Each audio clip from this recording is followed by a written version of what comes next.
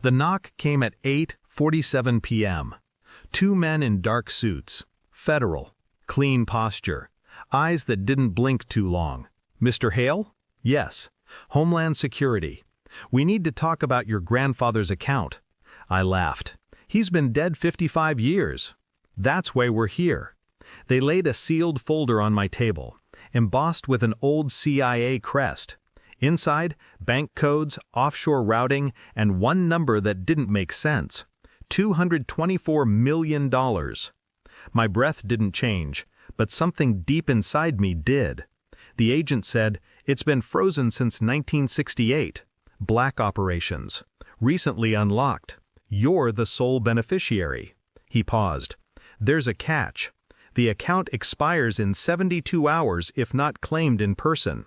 Zurich branch." He slid a card across the table. I stared at it, silent. The ink on the folder was still warm. Outside, thunder rolled. My phone buzzed, a notification.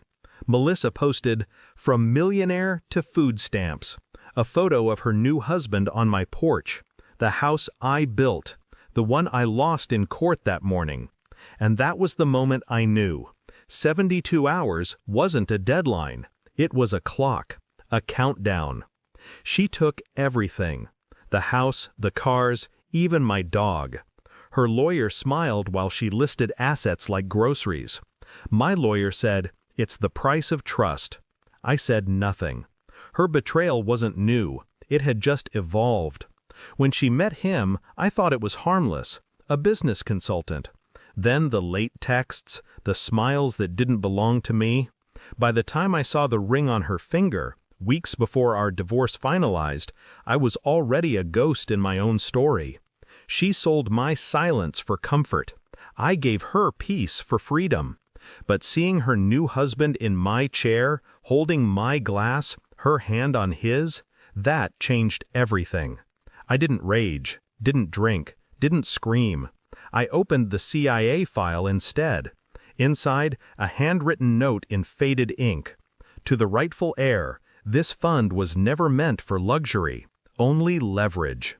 My grandfather's handwriting. He'd worked intelligence during the Cold War, disappeared after an operation went wrong. Everyone thought he died broke. He didn't. He left a key. And now, it was in my hands. I started tracing names.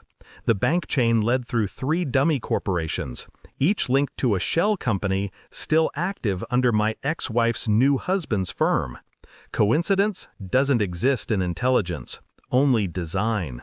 I cross-checked the founding date, 3 months before she filed for divorce. He wasn't her new husband, he was her handler. And the house? Bought in her name, but mortgaged under his corporation. A quiet laundering front. It wasn't about her wanting a richer man. It was about erasing me from an inheritance she didn't understand. I didn't sleep that night. I watched the clock. 65 hours left. I called the Zurich number. A man answered in clipped German-accented English. "Mr. Hale, we've been expecting you. You must appear in person. Identification and confirmation code only." He paused. "You are not the only claimant." "Of course," I smiled. "Who's the other?" "I cannot disclose." I already knew. At 9:12 the next morning, she called. Her voice was honeyed, cautious. "I heard someone visited you last night. Government types?" I stayed quiet. She laughed softly. "You know, it's funny. Your grandfather's estate came up in a financial record search. Looks like there's a small fund left unclaimed." "Small? 224 million. I said. "You sound worried." "I'm not." But her breath betrayed her. That evening, I left a plain envelope at her doorstep. Inside, copies of the CIA file, with one section highlighted. Unauthorized claimants will be investigated under Section 17, espionage attempt, domestic. I didn't sign it. I didn't have to. Her new husband's company name was already on every document. She showed up 2 hours later. No makeup, no mask. "You set me up," she whispered. "No," I said. "You walked into it." Her hands shook. "They came to the house. Agents.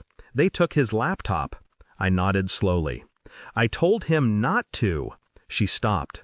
It didn't matter. The panic had already rooted in her eyes. She searched my face for anger. There was none. I never wanted this, she said. Yes, you did. Then I handed her a second envelope. Inside, the property deed transfer papers. Signed. Her voice cracked. You're giving it back? I smiled faintly. You'll need it where you're going. When she opened her mouth, I turned away. Sirens echoed in the distance. She and her husband were arrested at 4:35 a.m. Financial espionage, wire fraud, conspiracy. The news called it the Hale account scandal. I didn't comment. By the time the story broke, I was already in Zurich. The banker greeted me with a quiet nod. Congratulations, Mr. Hale. You are now in full control. Control. That's all I ever wanted back. I didn't buy a new house. Didn't buy anything. I kept the old wedding ring in a drawer, next to my grandfather's note. I looked at it once before leaving the hotel. Only leverage. Outside, the Alps were silent, clean, detached. So was I. She took my house, my name, and my life. So I took back the one thing she never understood: control. Thanks for watching. Don't forget to like, share, and comment. Subscribe now to Cheating Stories Insight World for more amazing stories.